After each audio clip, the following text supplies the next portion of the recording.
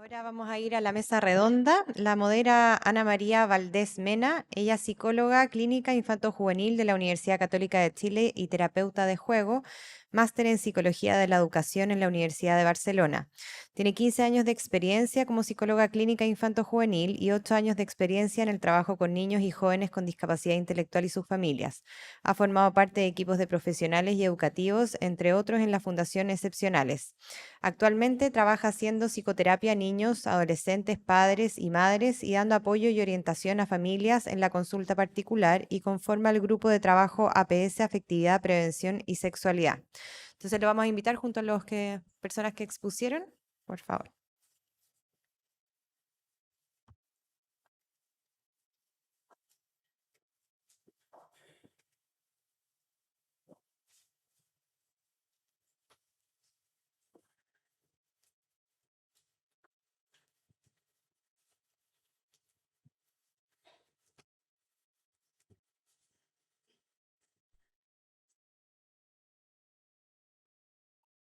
Hola, muchas gracias por la invitación y es un orgullo para mí estar en este panel.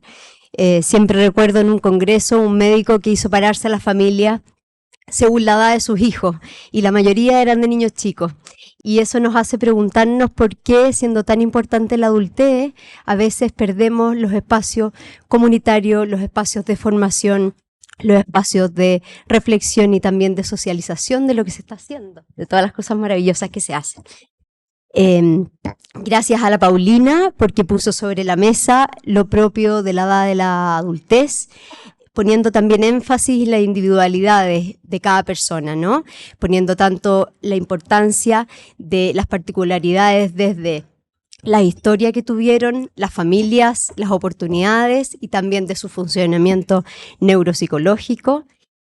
Poniendo sobre la mesa también la importancia de los fenotipos conductuales como una herramienta que nos puede ayudar a anticipar y a planificar bien la vida adulta, poniendo también sobre la mesa la posibilidad de planes individuales de vida, de la personalización de los entornos saludables y la evaluación integral.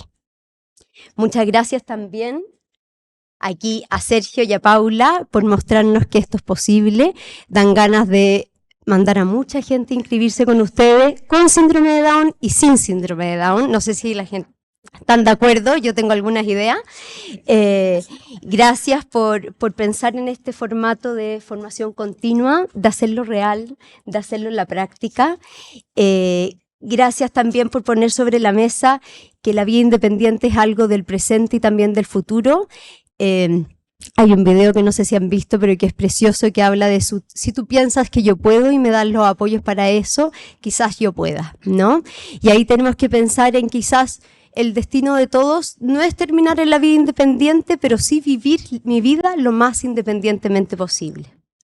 Gracias también a la Andrea por recordarnos que no podemos sin las familias, que la discapacidad tiene que ver con los entornos, por mostrarnos que los hermanos son de los principales agentes en nuestra vida.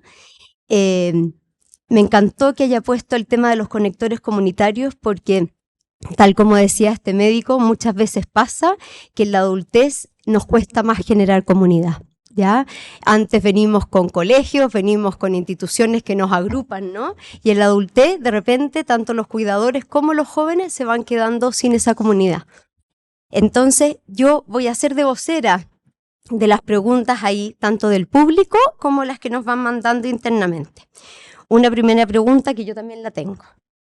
Dice así, para el Centro Down UC, ¿cómo se postula? ¿Tiene costo? Todo lo práctico, a todo el mundo se nos ocurrió mucha gente que quiere postular. Sí, se postula principalmente porque nos aseguramos que quienes vivencian este programa lo hagan desde una forma exitosa y sin frustraciones. Entonces pedimos una postulación Si no cumple con los requisitos, hay un programa previo en nuestro centro que se llama Programa Autonomía y Autodeterminación, en donde ahí pueden adquirir todas las herramientas para después pasar al PBI. Hay cupos abiertos, partimos el 1 de abril, así que si alguien está súper interesado, me pueden escribir directamente a mí, pmcancino@uc.cl, se me olvidó ponerlo en la diapositiva, o al mismo centro que Macarena compartió ahí los correos. Y sí tiene un costo, pero tenemos también posibilidad de a veces arreglar los financiamientos según la realidad de las familias, en algunos casos. No en todos, obviamente, pero existe esa posibilidad. Así que están en un súper buen momento de postular si es que quieren hacerlo ahora, porque partimos la próxima semana. Muchas gracias, Paula. Vamos a invitar a la gente que está aquí presente, que si es que tiene preguntas, levante la mano para que le pasen el micrófono. También llega otra pregunta por interno que pregunta sobre la importancia de tener programas de inclusión dentro de los colegios. Ese es un tema que se va a abordar más en el siguiente módulo, por eso la recibimos. Muchas gracias por la pregunta, es realmente importante, pero la vamos a dejar suspendida hasta el siguiente módulo. Hola, ¿se escucha así? Si puedes presentarte primero y hacer tu pregunta. Bueno, soy María Jesús, psicóloga clínica. También trabajo con personas con discapacidad intelectual. Y quería preguntar sobre esta temática de la importancia del apoyo de la familia en este proceso de la vida independiente. ¿Cómo se hace cuando la familia no problematiza eso, como no considera algo valioso e importante el desarrollo de la vida independiente? ¿Cómo te enfrentas a esos desafíos para Centro? Sí, UC. Es complejo, no hay una receta en realidad que uno pudiese decir como estas son las estrategias precisas, pero en el camino que hemos recorrido en el programa, en general se trata de hacerlos tomar conciencia, de una manera bien amable, de todas maneras, porque no es nuestra idea como generar un desajuste de la dinámica familiar y venir a como con una verdad imponer lo que se tiene que hacer o lo que no, sino que es más bien que el proceso de la familia vaya teniendo espacio también el tomar conciencia de cuán posible es que los chiquillos y las chiquillas puedan efectivamente tomar ciertas decisiones. Entonces, el hecho ya de que las familias nos consulten, querer entrar en los programas, es una señal desde la que uno se puede tomar para potenciar esta intención. Y desde ahí ir ayudando a visibilizar cuáles son las realidades. Y también nos sirve mucho el hecho de que ya hay referentes de adultos con discapacidad cognitiva, con síndrome Down, que lo hacen. Entonces es mostrarles esa realidad, mostrarles el camino, acompañarlos, tomar en cuenta cuáles son sus reales necesidades y también desafiarlos, como le decía yo en la presentación, porque la idea no es tampoco que nos acomodemos en lo que es más fácil para todos, como finjamos que estamos haciendo esto o trabajemos para que esté ocupado mientras tanto la familia va a trabajar. Esa no es la idea del programa. Entonces, por eso está toda esta intención de llevar todos los aprendizajes que están en la casa simulada al centro y de cuestionar. A veces uno tiene que tomar un rol como bien crítico, tanto con los mismos chiquillos participantes, de poner en cuestión algunas cosas que ellos dan de base por hechas, y a veces es con las familias que tenemos que hacerlo. A veces es simplemente acompañar la mediación y mediar espacios en donde los chiquillos pueden querer plantearle cosas a su familia y no tener las herramientas para poder hacerlo de manera sencilla. Entonces mediamos ese espacio, tratamos de que haya una comunicación entre lo que la persona está tratando de pedir y de acordar con su familia versus lo que la familia está dispuesta realmente a que suceda. Es súper lento el trabajo en ese sentido, pero es más o menos así como lo hacemos. No es un paso a paso tal cual, pero son esas algunas estrategias. Que Andrea quiere complementar también la respuesta. Bueno, muy interesante ahí lo que plantea, sin duda es un gran desafío, y yo creo que también sirve mucho, desde la mirada de familia lo comento, conversar con otras familias que han pasado el mismo proceso, porque como decía, cierto, bien Paula, ¿cierto? Ya el hecho que se haya inscrito sin duda está con la inquietud, la necesidad de ver a su hijo en plenitud, desde una calidad de vida, digamos, que lleva al bienestar de esa persona. Entonces, compartir con otras familias es súper interesante. Y además también desde el enfoque de derecho, que a veces eso se nos olvida y lo damos por obvio, pero esa persona es un adulto, es un joven o adulto que tiene deseos de vivir como cualquier otra persona, solo que aquí se le están dando los apoyos. Entonces creo que ese enfoque es súper importante no olvidarse, porque muchas veces sí es olvidado. Yo quiero sumarme, complementar lo que estaba diciendo, bueno, la Paula y la Andrea, que también desde la otra vereda, cuánto los profesionales y quienes apoyamos tenemos que también ser súper comprensivos con la historia de cada familia, ¿no? O sea, lo que bien decía la Paula, llegar a irrumpir en una familia de manera brutal, eso puede tener costos altísimos tanto para el sistema familiar como para la persona con discapacidad. ¿Cómo podemos generar incluso el efecto inverso? Yo creo que es súper importante tener una mirada compasiva e ir acompañando también los cambios que incluso familias de personas mayores con discapacidad han tenido que transitar en cuanto a todo el cambio de paradigma que hemos vivido en los últimos 20 años. O sea, ha habido un cambio radical de la mirada de la persona con discapacidad, los derechos, ¿cierto? Como país también somos un país tremendamente nuevo. O sea, si pensamos, Senadis se conformó el año 2010, o sea, estamos como a la vuelta de la esquina recién. Entonces, desde ahí es importante cómo de manera cuidadosa y cariñosa vamos mirando todas las aristas para poder acompañar este derecho, ¿no? Pensando además que muchas veces, no todos porque veo gente realmente joven, pero muchos padres están en una etapa muy distinta a la de sus hijos y recibieron una formación y una mirada de la inclusión radicalmente distinta, ¿no? Sí. Tenemos otra pregunta. ¿Hay planes de hacerlo en regiones? Sí, yo creo que en el centro siempre tenemos planes de llevarlo a todos los rincones posibles. Hemos trabajado con Arica hace poco, que se están instalando ellos con un programa, no en la etapa adulta, pero sí en la etapa infantil, de la infancia, y la idea es que puedan progresar hacia eso, pero claro, si la pregunta si es un deseo que sea realidad, hay que caminar un poco más, pero sí nos gustaría mucho. Hola, mi nombre es Gloria, yo soy médico general, trabajo en urgencia y en APS en un consultorio. Mi consulta es respecto a lo que se habló ahora, ¿qué se hace con las familias que todavía no aceptan el tema de la individualización de la persona como tal? Por ejemplo, yo no recuerdo todavía haber atendido un paciente con síndrome de Down o con cualquier otra discapacidad cognitiva o neurológica que haya llegado a la atención de urgencia y haya dicho, yo vengo a atenderme, y haya venido solo. Porque por lo general llegan con sus padres y por mucho que la persona igual hable, diga que le duele esto, otro, el papá o la mamá igual exige entrar con el paciente y es como esa barrera de no permitir que ellos se desarrollen por sí, sino como mamá o papá o su cuidador siempre ahí presente. Yo igual entiendo el tema de, pero ¿en qué rato se hace ese contacto en sí con la familia desde el sistema salud para que se pueda visibilizar en sí a las personas como una persona? Bien, bueno, es un proceso también, ¿no? Y yo creo que es súper bonito cómo desde todos los lados vamos pudiendo acompañar lo que decíamos antes, de manera súper cuidadosa también. También hay un qué y un por qué de esa familia, ¿no?